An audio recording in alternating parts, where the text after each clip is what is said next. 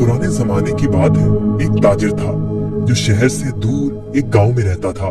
वो तिजारत के लिए रोजाना शहर जाता और मुख्तलिफ अशिया की खरीदो फरोख्त किया करता। तिजारत करने के लिए उसके पास एक गधा था। वो गधे पर सामान लाद कर रोजाना शहर जाया करता। ताजिर अपने गधे की बहुत अच्छे तरीके से देखभाल करता, उसकी खुराक का बहुत ख्याल रखता, उसे वक्त पर चारा डालता और पानी पिलाता, क्योंकि ताजिर को पता था कि उसकी तिजारत के लिए इस गधे की बहुत जरूरत है। गधा बहुत सेहतमंद था। ताजिर बहुत सारा सामान एक साथ गधे पर लाद कर फरोख्त के लिए शहर ले जाता, लेकिन उसका गधा बहुत कामचोर और आलसी था। उसको भागना दौड़ना खाना पीना बहुत पसंद था। आज फिर शहर जाना पड़ेगा। मुझे हमेशा छुट्टियां क्यों नहीं हो जाती? मुझे छुट्टियां बहुत पसंद है। मेरे मालिक को तो हमेशा काम की ही पड़ी रहती है, पर मुझे फारिग रहना बहुत पसंद है। मेहनत करना तो बिल्कुल भी मुझे अच्छा नहीं लगता। ताजिर अपने गधे पर सारा सामान लाद कर शहर ले जाता और ताजिर को शहर जाने के लिए एक नदी को पार करना पड़ता था। शहर जाकर वो सारा सामान बेच देता।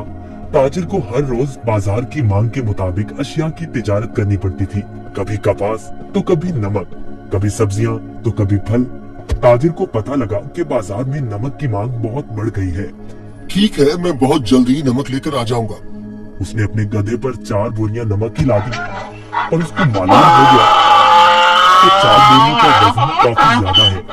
ओहो, मेरा गधा इतना वजन नहीं उठा सकता। इसका वजन थोड़ा कम करना पड़ेगा, यही ठीक रहेगा। उसने गधे की पीठ से एक बोरी उतार दी, फिर भी गधा आगे जाने के लिए तैयार नहीं था। ताजिर को अपने गधे का तो बहुत ख्याल था, पर उसको अपने गधे का पता था कि वो बहुत कामचोर और आलसी है। उसने एक छड़ी गधे की पीठ पर मारी और उसे बाजार ले जाने की कोशिश करने लगा।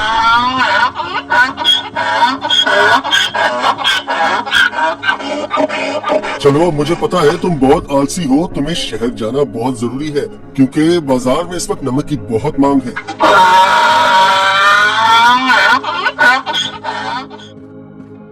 ताजिर ने सारा नमक फरोख्त कर दिया। ओहो, सच में बाजार में नमक की बहुत मांग है।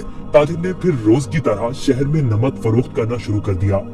गधे पर कभी 3 तो कभी 4 बोरियां लाद कर बाजार जाना पड़ता था, जिसकी वजह से गधा नाखुश था। पर वापसी पर गधा बिल्कुल खाली आता और बहुत खुश होता।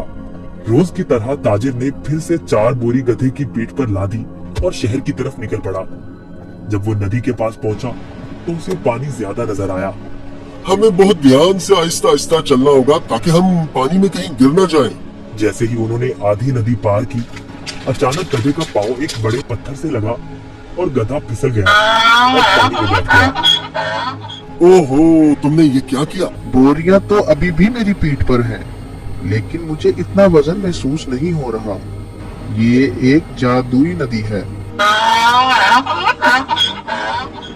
गधा इस बात से हैरान था कि नदी में फिसलने की वजह से बोरियों का सारा नमक नदी में घुल गया था और बोरियों में से नमक खत्म हो चुका था, जिसकी वजह से गधे को वजन महसूस नहीं हो रहा था, क्योंकि बोरियों में नमक बचा ही नहीं था, सब खत्म हो चुका था। ओहो, मेरी सारी मेहनत जाया हो गई। अब मैं शहर जाकर क्या करूंगा? सारा नमक तो बह गया है। शुक्र है खुदा का, मेरा गधा तो सही सलामत है। गधे को कुछ नहीं हुआ। अब शहर जाने का कोई फायदा नहीं, मुझे अब घर जाना चाहिए। वाह, कोई वजन भी नहीं और काम भी नहीं। ये तो कमाल की नदी है। फिर अगले दिन ताजिर ने 4 बोरियां गधे की पीठ पर लाद दी और शहर की तरफ निकल पड़ा।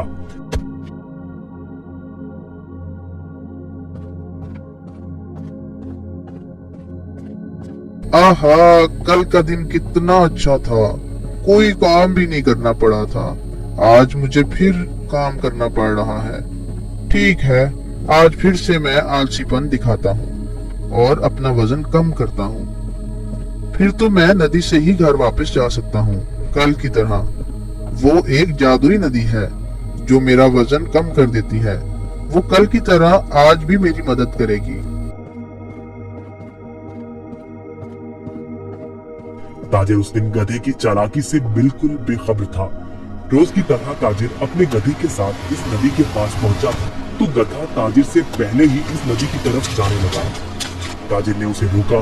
रुको रुको, गधा फिर से नदी में फिसल गया जहाँ वो पहली बार फिसला था। वो तुमने क्या किया? काहे गधे, जल्दी से बाहर आओ।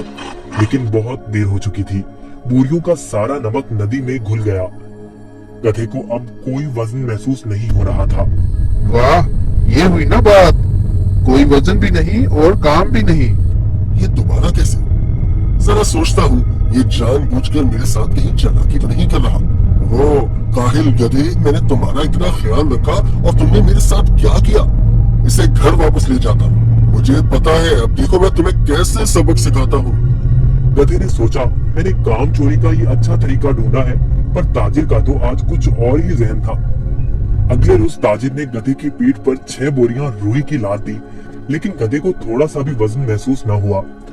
ओहो, इतनी ज्यादा बोरियां? कोई मसला ही नहीं। शहर तक जाना किसने है? इस जादुई नदी तक तो जाना है बस। और वो शहर की तरफ जाने लगे। जब वो नदी के पास पहुंचे तो अचानक से गधा नदी पार करने लगा और उसी जगह पर फिसला जहां वो पहले फिसलता था। ताजिर बाहर खड़ा होकर ये सब मंजर देख रहा था। ओहो, ये मेरी पीठ पर इतना वजन कहाँ से आ गया?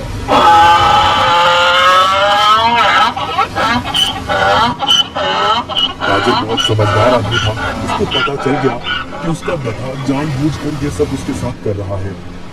इसलिए ताजिर ने इस दफा बोरियों में नमक के बजाय रुई भर दी थी। जैसे ही गधा नदी में फिसला तो रुई ने पानी जज्ब कर लिया और गधे की पीठ पर वजन ज्यादा हो गया। हाँ, तुम मुझे इतने दिनों से बेवकूफ बना रहे थे। तुम्हारी इस हरकत से मेरा बहुत नुकसान हुआ है। तुम्हें इस बात का अंदाजा भी है क्या? अब तुम इसी तरह बोरियों के साथ घर जाओगे। गधे को उन बोरियों के साथ ही घर आना पड़ा। इस तरह गधे ने अपना सबक सीख लिया और उस दिन के बाद गधे ने कभी नदी में फिसलने की हिम्मत न की। इसलिए नतीजा, जैसा करोगे वैसा भरोगे।